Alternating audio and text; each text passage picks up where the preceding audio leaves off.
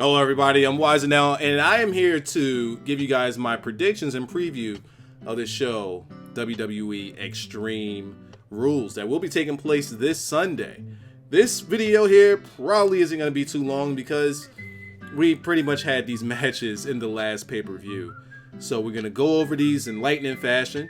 I'll give my thoughts on the matches, what I expect from the matches, and possibly where things can go going forward. Typically, that's what I do here on the channel. Give a bit of backstory on matches, on storylines and whatnot, and not try to smarten people up here. So if you're new here, go on ahead, give it a subscription, and enjoy the wrestling content that comes out. We're going to start off with the pre-show match, Dolph Ziggler versus Baron Corbin in the no DQ match. This is a match that we saw on the last pay-per-view. On the last pre-show, as a matter of fact. And I would have Baron Corbin win this one. I said Baron Corbin will win the last one. He didn't, because I wanted him to win and move on. I'm not that big of a Ziggler fan. I'm not a Ziggler fan at all, because I see what WWE does with the guy. And it's kind of hard for me to get on a boat of someone who you could see WWE just has no interest in pushing. It's kind of hard for me to get on that boat, and I am not on the Ziggler train. Corbin could use this win so that he doesn't really matter if he wins or loses here, but he could use this win so that he can move on to bigger and better things, hopefully. I don't know what plans they possibly could have for Corbin, because so far it looks like they're not really putting too much TV time into him. Not really much on the promo side as well, so it'll be interesting to see where he can go, because I know that he can definitely be one of the top heels as we've seen in NXT. He's a really good guy. The kickoff match, I believe, is going to be the Intercontinental title match, because that's going to be a match that's going to be a hot start for a pay-per-view like this. You got a fatal four-way match with The Miz, Kevin Owens, Cesaro, and Sami Zayn. They could start off the pay-per-view hot and save New Day for a downtime match, what we'll get into in a bit. So to talk about this match, first, I want to say I predict that Kevin Owens will win. Miz, I believe, was a transitional champion. Now, I don't know why you would transitional title off of Kevin Owens onto Zack Ryder, onto The Miz, just to transition it back to Kevin Owens. I guess they really just wanted to give Zack Ryder his moment at Mania. But that title has to go back to Kevin Owens, because he values it big time. And if they're going to have that feud go on from now into SummerSlam with him and Sami Zayn, which is what I'm thinking is going to happen, Kevin Owens needs this title so that he can show just how important it is to him, so you can see him rage over this title, because that's something that Kevin Owens does very well. And it'll mean a lot more when Sami Zayn finally beats him for it at SummerSlam. Just a little prediction. I think that that's where they're going to go with it. Cesaro, on the other hand, I think that he should have nothing to do with these guys. I honestly think that they should have been grooming Cesaro for the main event level, because he can be a main event star. But they're just not behind Cesaro. Like, even if the crowd is, I don't know who it is backstage, they just don't see it in the guy. Miz is going to be at the level that he's at forever, so don't expect much from the Miz. And this match, I think, is going to be a very entertaining match. Pretty good storytelling that you could get from all of these guys. And you got Cesaro's strength, you got Sami Zayn through the air, you got Kevin Owens, who could do ground and pound, and he could take it to the air, and then you got Miz, Miz is the champion. So we're gonna move on. I got Kevin Owens winning that match. Up next, we'll probably go with Kalisto and Rusev, if it doesn't start the show. Kalisto and Rusev, bro, my guy Rusev's my guy. Rusev's my guy. I've been saying Rusev's my guy since SummerSlam 2013, where they had Daniel Bryan versus Cena. That was my first time ever seeing Rusev. He was in NXT. He came down with a little Tarzan skirt gimmick on, and he wrestled Mojo Rawley. It was fan access, and I said, that guy is gonna be something. And they're finally putting something behind Rusev again. Rusev's gonna destroy this man. He's going to destroy this man Kalisto, and he should be champion. Just going forward forever until he wants to give up that title so he can get the world title. Rusev can be a beast. He has tons of character behind him, tons of personality. He has a very weird way of cutting his promos when he's just yelling, but it's good. And when he's just talking, he's good on the mic. Rusev has it all. Rusev has it all. This guy is a machine. Rusev's my guy. Honestly, and you guys gonna say, like, what about Kevin Owens? Rusev's my favorite right now because he's completely the total package. He can talk, he can wrestle, he got Lana. The guy's a beast. The guy's an absolute beast. Up next, I think that they're gonna throw a random match in there somewhere, but we're probably gonna get Chris Jericho versus Dean Ambrose in the Asylum match. Because I think that they like to save the women's match for like later in the show. We might actually get the women's match here, depending on how much value they put behind Dean, which they haven't really been putting much behind him. But here's another match where Dean can win going away. It's the first ever Asylum match, where it's pretty much just the steel gate match. It's painted black, and it got some stuff on top of the cage that you could find in a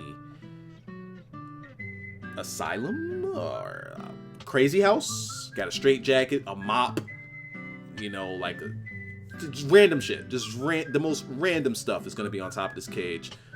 It's something that's pretty much ripped out of the page of TNA in their Lethal Lockdown matches, where they put all the weapons on top of the cage and you pretty much have to climb up there, get them, and bring them all in. Or is it the cage is open and they lower that stuff down? I don't remember how they had it set up. It's been years since I watched TNA, but it's like Lethal Lockdown. It seems like they're gonna have it like that. This match I do think will be entertaining. Will they use everything up there? I don't see why not. They can use the fire extinguisher. They can use all of that stuff. I can see them doing something stupid with the mop. Bringing Kenny Omega. Let him clean up the place. Dean Ambrose is going to win. Hopefully he moves on to something much bigger and better than this. What can he move on to? I don't know. Just looking at the guys on the card, I don't see where he can move. I really don't see. Put him in there with Corbin. Nah, because Corbin needs some wins. I don't know where they can move Dean Ambrose. But luckily, they got guys coming back off injury, and they could probably have Dean Ambrose do something with maybe Cena or something. I don't fucking know. But they definitely need to move Dean Ambrose out of that upper mid card and back to the main event area. Now we will give you the Vaud Gimmicks versus New Day if it doesn't open the show. New Day. Enzo getting injured throws a monkey wrench into everything. Honestly, if you want to put over the Vaudevillains as a legit threat, and you want to keep this feud going a little bit, I would have the Vaudevillains win. But the Vaudevillains ended Raw on top, so that's all. I honestly, typically I say New Day every month. Every pay-per-view I'm saying New Day. This one is really, I'm not sure. Because the Vaudevillains are so new, and the way that they're booking them is they're booking them pretty strong. And they're not doing that for no reason. But then again, they might just be making them strong so that they can sell this pay-per-view. Enzo being out, just, again, throws a monkey wrench into everything. It's not a gimmick match. I gotta flip a coin. I just don't. I'm gonna say Vaudevillains. I'm just gonna say the Vaudevillains. That's all I got for you. Vaudevillains. It's a feud that's probably gonna continue on for another month or two. They gotta stall for when Enzo comes back, and I'm thinking once Enzo comes back, maybe they hot shot Enzo and Cass into that title contention, whereas before they were gonna lose that number one contendership match, and I believe that they were gonna feud with the Dudleys, but they don't really have the time now because Enzo being out kind of messes up the whole thing. Up next, we're gonna go Charlotte and Natalya in a submission match where Ric Flair is barred from ringside.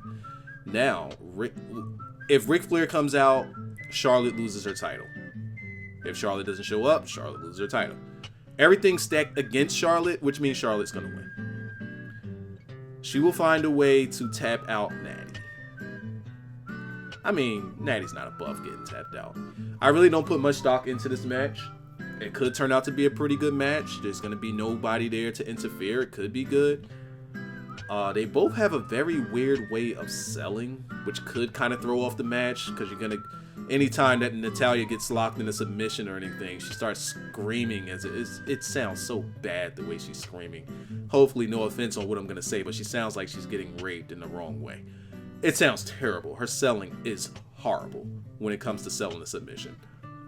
I'm not looking forward to that match.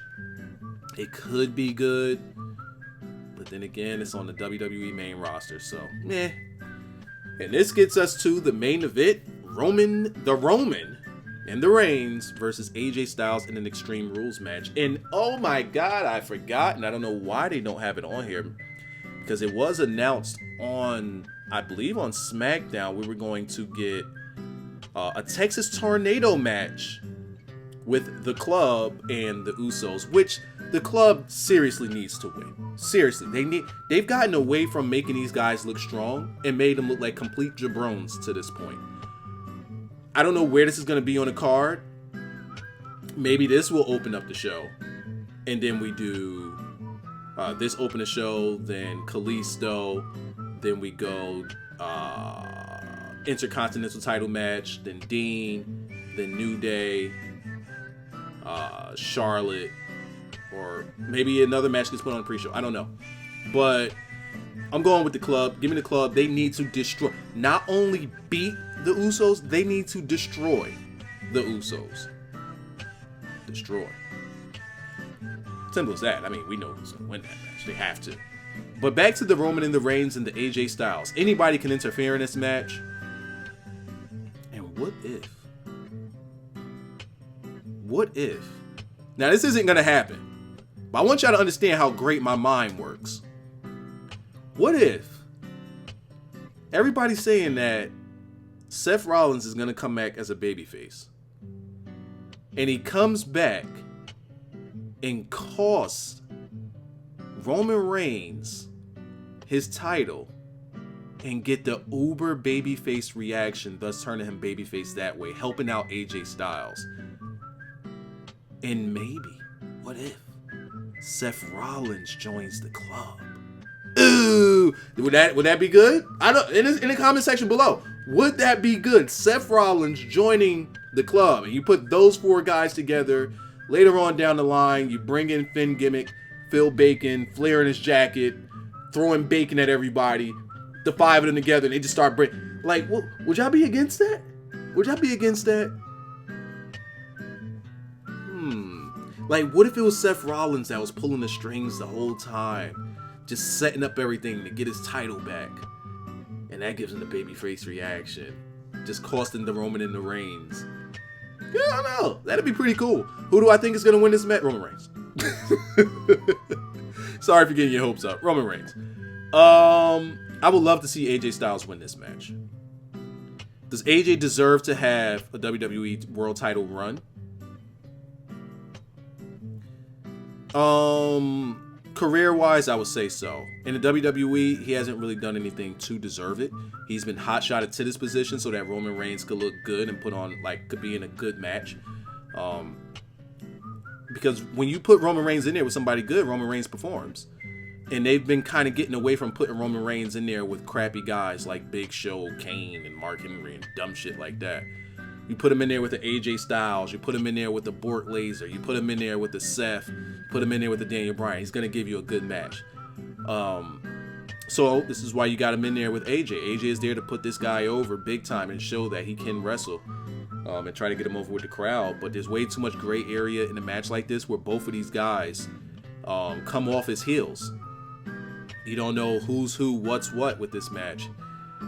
This is going to be the match of the night. This match is going to be nuts.